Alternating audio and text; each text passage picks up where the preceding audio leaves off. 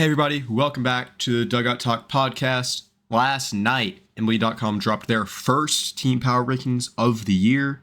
So today I'm going to be going through their rankings and breaking down the top 10 teams and talking about who I think may have gotten snubbed. So let's get straight into it. We're going to just start at number 30 and just go all the way down to 1. So let's just start with 30 down to 21. So at 30, we've got the Rockies, 29, the Angels, 28, the Nats, 27, Cardinals, 26, the White Sox, 25, the Twins, 24, the Marlins, 23, the Pirates, 22, the Rays, and then 21, the Guardians. And again, reminder, the Guardians were a playoff team last year. This time, they are in the bottom third of MLB teams, which is crazy. Then moving on to 20 down to 11. At 20, we've got the Rangers, 19, we've got the Giants, 18, the Athletics, 17, the Reds, 16, Royals, 15, Diamondbacks, 14, Astros, 13, Tigers, 12, Padres, and 11, the Braves. So again, we got quite a few teams up here that, were not playoff teams last year that are, on the cusp, and teams that were in the playoffs last year, they're back on the cusp, just barely in, right? So now let's go to that top 10, right, which you may have seen on Instagram is what's like you usually post is the full top 10. They usually don't post everything after that because who really cares? What you really care about is the top 10. And this is what we'll be getting more detailed into here in a second. So at number 10, we have the Cubs. At 9, the Orioles. 8, the Mets. 7, the Yankees. 6, the Brewers. 5, the Red Sox. 4, the Phillies. 3, Mariners. And of course, who else are your top 2? Your reigning AL and then NL champs. At 2, we've got the Blue Jays. And 1, we have the reigning World Series champion, back-to-back champions, Los Angeles Dodgers. That was a lot. I just named all 30 teams. And here's the thing. The bottom 10, I'm not too concerned about. I don't really have any notes. I think that potentially some of those can maybe break into the top 20 in power rankings by the end of the year, but I don't think any of those teams realistically are playoff contenders or even should be thought of as potential playoff contenders. You could maybe argue the Guardians since they were a playoff team last year, but I just don't really see it right now. And again, considering who all I think are genuine contenders, I really just don't think there's any way they're going to be able to leapfrog all of those teams, or those teams will be able to fall all the way below them. But I mean, the Guardians do have a habit of kind of seeming like it's all over, and then they just randomly appear on the postseason, playoff bracket. So who knows? So let's kind of I want to start by just kind of highlighting a couple interesting things. So first of all, may not be able to track as I was going through all those so fast exactly who all is in. Right now, your last ends, according to these rankings, would technically be the Braves are the 6th NL team mentioned, or the 6th highest NL team, and the Tigers are the 6th highest AL team. However, there's not another AL Central team above the Tigers here in this rankings, meaning that technically your last team in for the AL will technically be the number 9 Orioles. Another thing I want to address is that if you listened to all the teams I list off, you will notice that 4 of them are from the AL East, meaning that according to this power rankings, the guy who wrote these power rankings, or whoever the team that collaborated on these power rankings and the one guy who wrote it, think that not only will we have the AL East champion, obviously, in the playoffs, we are also going to have 3 more of those teams being the projected champion right now being the Blue Jays as the top projected team, and then the Red Sox, the Yankees, and then the Orioles. So the only one not making it is the Rays, who were sitting down at 22. So this kind of feels like we have, in talking about the rankings, the way they said is you have the Jays, the Red Sox, the Yankees, the Orioles, and then 50 feet of crap feels kind. And I'm not going to be kind because they did put them at 22. So I'm going to say probably about 250 feet of crap down to the Rays, unfortunately, for the Rays. The rest of that division is absurd. And I would not be surprised if the Rays maybe don't look terrible outside of their division, but if they just get absolutely just destroyed and have their record utterly ruined by their division, I wouldn't be surprised if the Rays play 500 ball against the other team, but then lose like 80% of their division games because of just how insanely good those teams might just end up being. But I'd say that's my just quick thoughts on just the whole 30. Now let's kind of get into some of the deeper thoughts on how I feel about some of the rankings as we're higher up in this list. Starting with my thoughts on the first 8 out. So Again, when I talk about the first 8 out, I'm talking about really your 20 through 11 teams that are not the Tigers and the Braves in this scenario.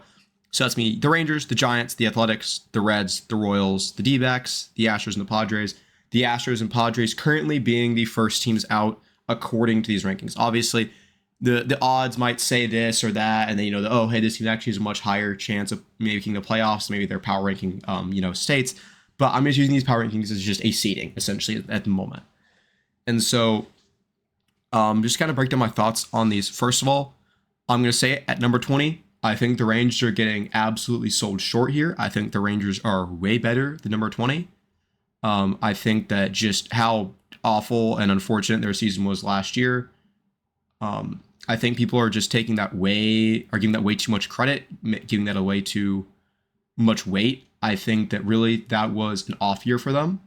I think that 2023 was definitely maybe the peak of what some of that offense is capable of, but I definitely don't think we should expect 2025 like production at all from them.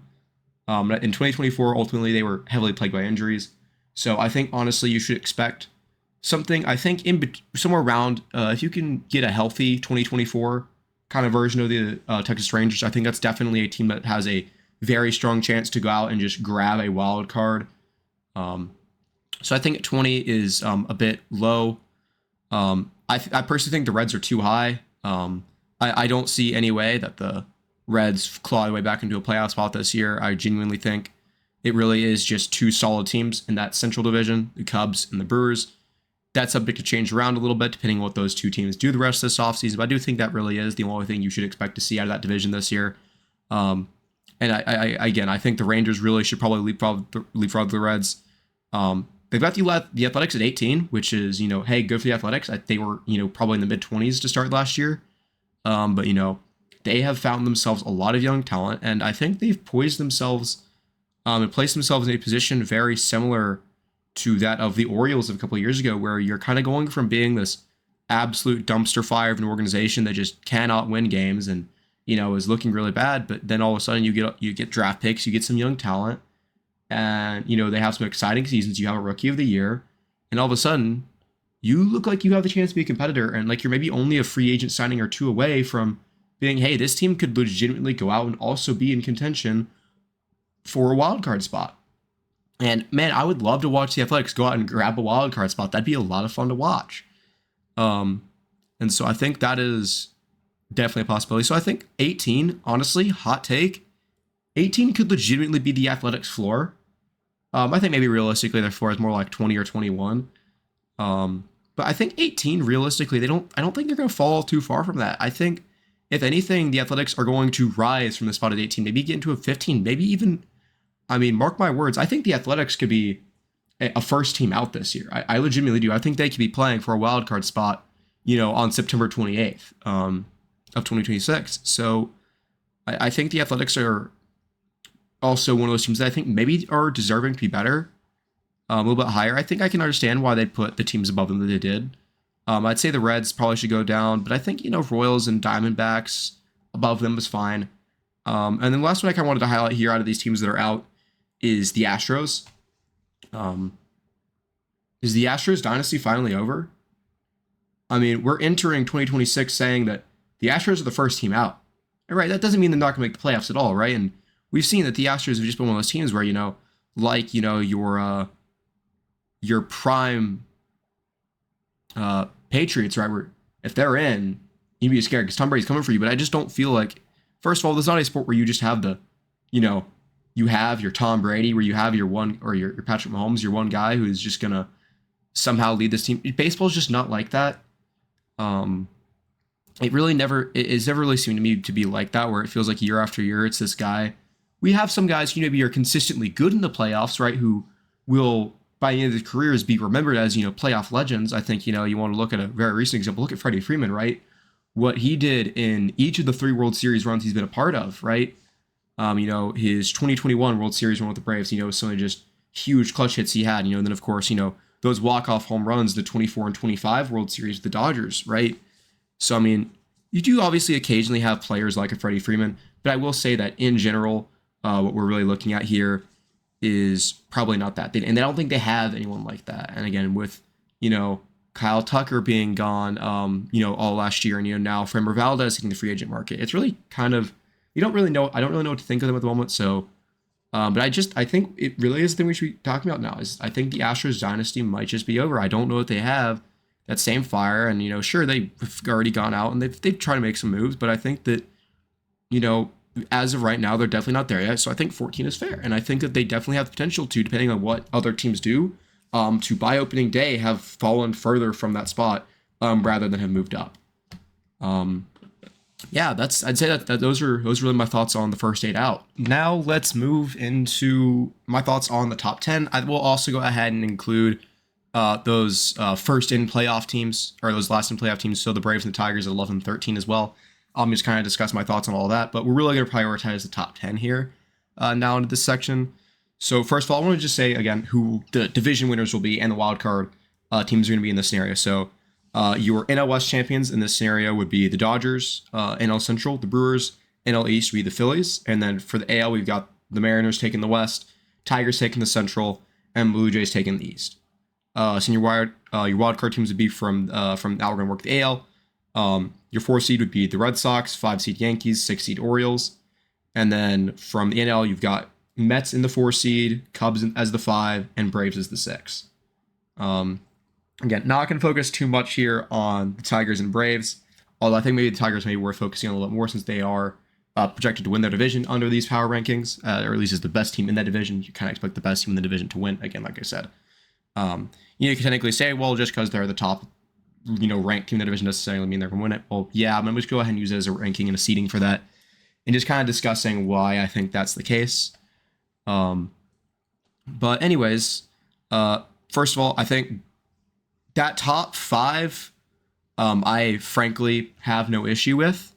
For sure, that top 4, Dodgers, Blue Jays, Mariners, Phillies, I don't think there's really anything to be said here. The Dodgers are the Dodgers. We already know about the Dodgers. We already know what they're doing. They've already gone out and gotten Edwin Diaz somehow, because in the world of the Dodgers just wanting to make baseball unfair, they just keep being able to do it. And when I say making it unfair, there is a bit of sarcasm there. Look, what they're doing is legal. I've talked about it a little bit last episode. But I mean, at the end of the day, they're going to keep doing that, and so we need to keep trying to catch up. And Blue Jays at 2, dude, if you had told me at the start of 2025 that the Blue Jays were going to be entering 2026 power ranked as the second best team in MLB, that they were going to be, I'm sorry, Blue Jays fans, for reminding you of this, being painfully close multiple times to winning the World Series, I would have called you crazy. But here we are. I mean, this is a team that, I did say at the start of last year that, I think if, they can go out, put themselves in a position to win, maybe re-sign Vladdy and then have a good trade deadline, right? This team could be a playoff contender, right?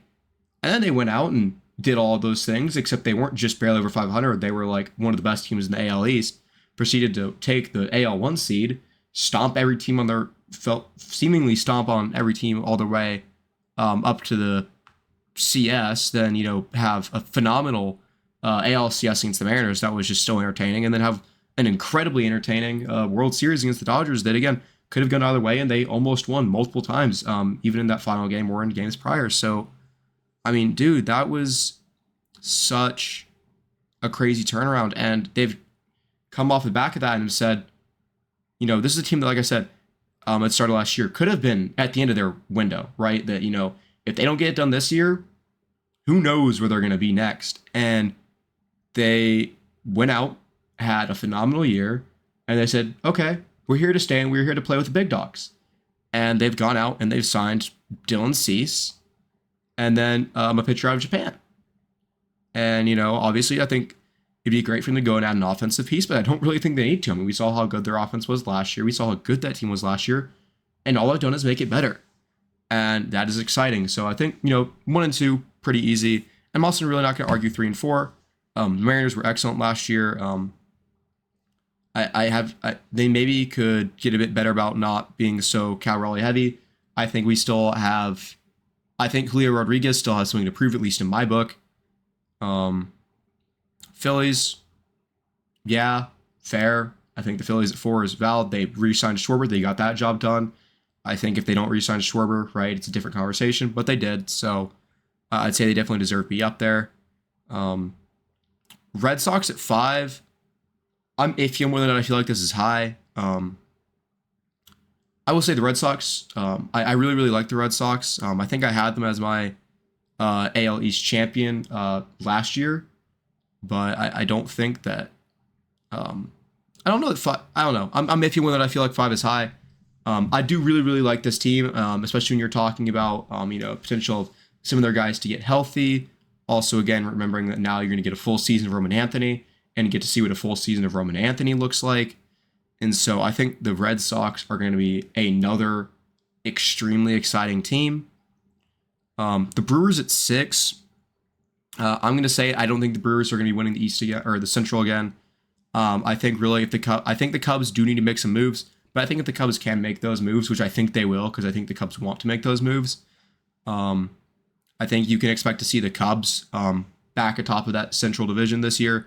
I really feel like the Brewers were kind of a team that just won games, which of course is what's important. But, ultimately then they came up against the Dodgers and it was pretty obvious that, there was no team like the Dodgers. They were just on a dominant run. But I really feel like, if I'm being honest, the Phillies probably would have beaten the Brewers in the CS as well. So I really think the Cubs do have a very solid chance to jump up ahead of the Brewers here. In my book, I think the Cubs have a higher ceiling than the Brewers this year. I don't think the Brewers are going to do what the Cubs might potentially do. So I think down the road, towards later in the year, I think the Cubs will be ahead of the Brewers. Yankees at 7, sure, why not? It's the Yankees. They will always and forever be perennial, World Series contenders. They haven't had a losing record, and I don't even know how long. And I don't think they plan on changing that anytime soon. The Mets. What else can I say? They had a complete and utter collapse last year. I don't think that they're a bad team. I think that they, still again have the potential to go out and make the moves to keep themselves as a playoff contender. And I think they ought to. It'd be really, really stupid of the Mets to. It'd be stupidity of Angels proportions to have a generational talent like Juan Soto, who you spent, over $750 million on to get him, and then just not be perennial playoff contenders the entire time you have him. The one that I'm really most intrigued in is the Orioles. The Orioles, obviously a team who really did not have a good year last year.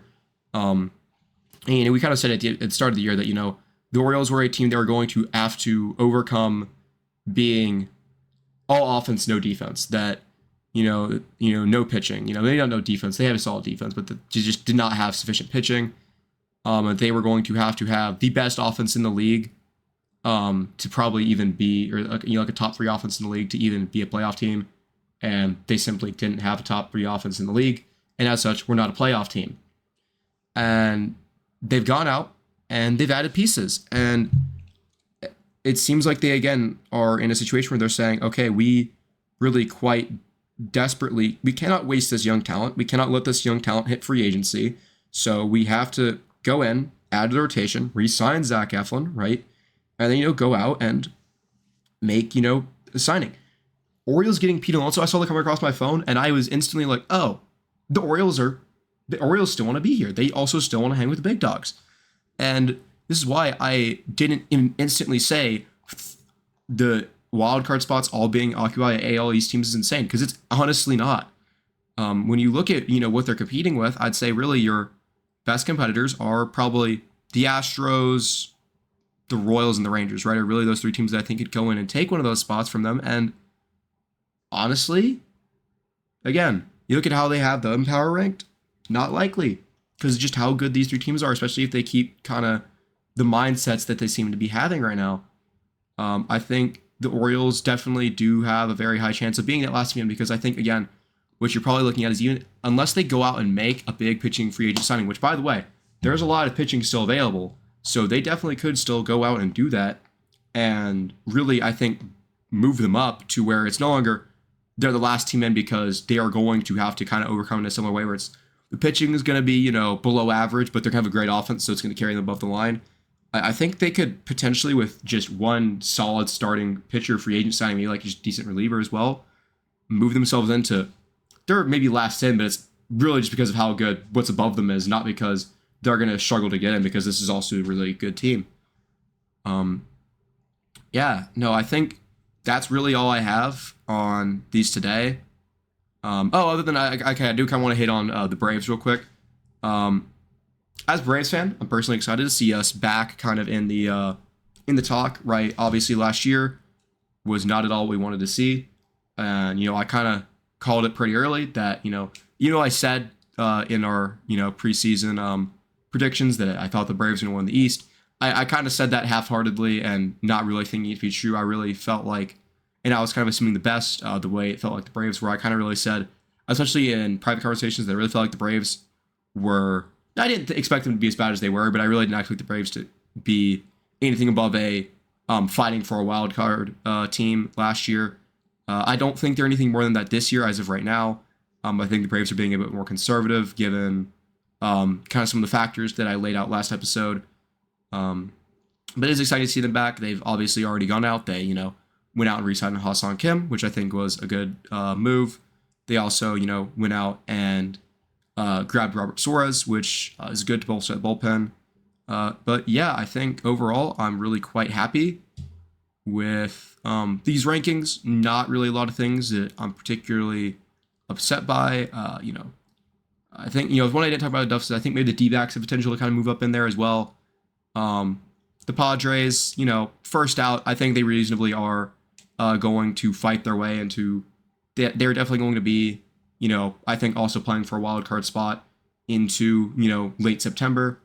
But yeah, that's kind of my thoughts on the first MLB.com Power Rankings of 2026. Please feel free to let me know your thoughts down below in the comments.